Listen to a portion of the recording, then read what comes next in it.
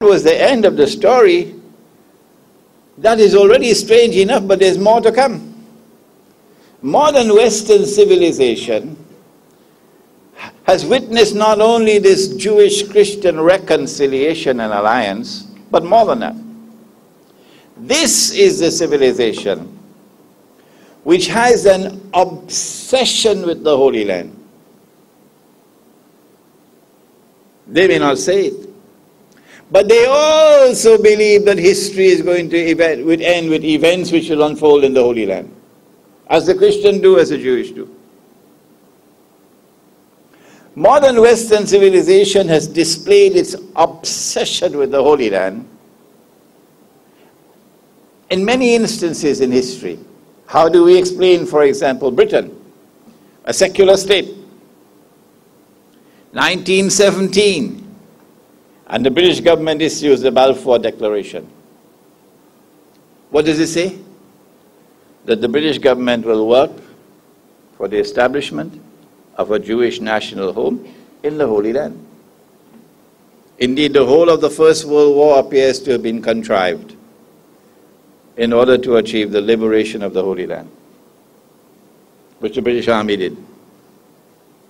It is modern Western civilization which presided over the return of the Jews to the Holy Land. Without the modern West, they could not have done it. It is modern Western civilization which created the state of Israel. The European people did it, not the Oriental Jews. When Britain acted as the midwife for the state of Israel to be born in 1948, I believe it was 11 minutes later that the United States recognized Israel. How do we explain this? Are these things happening by accident? Not only has there been this curious relationship between Britain and the United States, Britain and the Holy Land and Israel, which you cannot explain with normal tools of political analysis, but also with the United States and Israel. Which political scientist there is in the world today who can offer a rational explanation for the curious relationship that exists between the United States and Israel? And modern Western civilization has armed Israel. Transfer of technology, transfer of military technology, massive economic aid, massive financial aid, to the extent that Israel is now a superpower. And to the extent that Israel is now poised to take over from the United States as the ruling state in the world. How do we explain this? What is modern Western civilization? What is its conception of the movement of history? What is its conception of the end of history?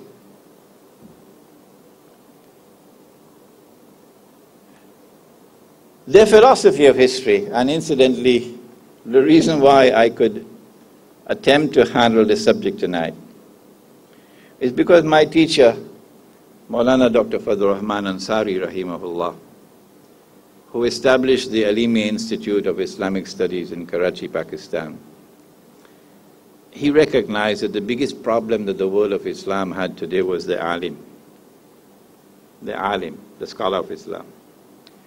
And the biggest problem that the alim had was the Darul Ulum, the institutions of Islamic learning that was producing the scholars of Islam. That they were failing to produce scholars of Islam who could grapple with the modern age. And so what he did was to establish an experiment, the Alimia Institute of Islamic Studies. And for 10 years he presided over that before he died. And when he died, that dream ended. I was a student there. 1964 I went, in 65 he went to Lahore and he brought from Lahore the most outstanding scholar in the whole of the subcontinent in the subject of the philosophy of history, a man named Dr. Burhan Ahmad Farooqi rahimahullah. And for 2 years Dr. Farooqi taught us the philosophy of history. Tell me where in the world today do you have an institution of Islamic learning, training the ustaz, the Maulana, the Sheikh, which teaches the philosophy of history? This is what Maulana Ansari did so many years ago. May Allah have mercy on his soul. Modern Western civilization has as its foremost thinker, its scholar of the philosophy of history, the German scholar Friedrich Hegel. And Hegel spoke for modern Western civilization when he said that the historical process moves in such a way that there is a continuous conflict between thesis and antithesis. He called it thesis and antithesis, we call it truth and falsehood. But the conflict between thesis and antithesis always resolves itself, he says, in a synthesis which lies at a higher stage of the historical process. So when the synthesis emerge, the thesis and the antithesis now become redundant. And so history is not moving in a linear direction, regressive, going down. No. History is moving in a linear direction, progressive, going up. The latest is always the best. And so when modern Western civilization achieved its dominance over the whole world, it represented the synthesis of all civilizations which came before it. This is the best. And so religion has had its day, and religion's day has now ended. And so religion, including Islam, now belong to the museums of history. They are now moribund.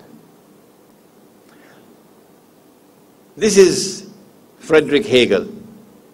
Arnold Toynbee came much later, and Arnold Toynbee, as an ardent Christian, attempted to grapple. And he had to recognize, and he had to follow in Hegel's footsteps, at least in this respect, of recognizing the claim of modern Western civilization to be the best that has ever emerged in history. And therefore all previous civilizations now belong to the museums of history. What will be the end of history? Francis Fukuyama, about 10, 15 years ago, wrote that book, The End of History. And in that book he argued that not only does modern Western civilization represent the synthesis of all civilizations that came before it, and therefore the highest and the best, but he also argued that this is the last. That history ends with the triumph of modern Western civilization over all the rest of the world. Fukuyama did not understand the internal reality of the subject. And that's why he came to this conclusion. No, this is not true. Modern Western civilization has an unwritten conception of the end of history, which is connected with the Holy Land. There is an actor at work in modern Western civilization which is constantly using modern Western civilization to achieve his objective. I recognize that actor to be the false Messiah, Dajjal. He is the creator of this amazing and unique phenomenon in history. He is the explanation. And history will not end until Western civilization allows that state of Israel to replace the United States of America as the ruling state in the world. And a Messiah emerges in the Holy Land and claims to be the true Messiah and brings back the golden age. From our perspective, he would not be the true Messiah. He would be the false Messiah. He would be Dajjal. But Western civilization was not only created by the false Messiah Dajjal, not only is it ruled by the false Messiah Dajjal, who is the mastermind, but more than that. Gog and Magog are the two dominant actors acting within modern Western civilization. In this book you will find a chapter dealing with Dajjal and a chapter dealing with Gog and Magog. We do not have the time today to explain these two subjects in detail. And so the movement of history is linear and progressive, and history will end with the false Messiah ruling the world from Jerusalem. What is Islam's view of the end of history? It is the same. It is the same as the Christian view. It is the same as the Jewish view. That there is eternal conflict between truth and falsehood. That history will end with the final triumph of truth over falsehood. We're not the only ones who are saying this. That final triumph of truth over falsehood would culminate with events which are unfolding in the Holy Land. They're saying the same thing as we are saying. That the events which are unfolding in the Holy Land would themselves culminate with the true Messiah coming to rule the world from Jerusalem. We are not the only ones who are saying this. This is the same thing that the Christian is saying. This is the same thing that the Jew is saying. We share the same view as the Christian. Yeah. That prior to the end of history, there would be a last age. The Christian says the same thing. We say, our Prophet, Allah's blessings be upon him, has explained that in that last age there would be turmoil and confusion and bloodshed and anarchy in the world and blasphemy all around in the world, etc. The Christian says the same thing. We say that the last age is an age which will witness the emergence of these evil actors in the world. The true Messiah came in the person of Jesus, alayhi salam. The Christian says the same thing. The true Messiah was rejected because they said he was a bastard. The Christian says the same thing.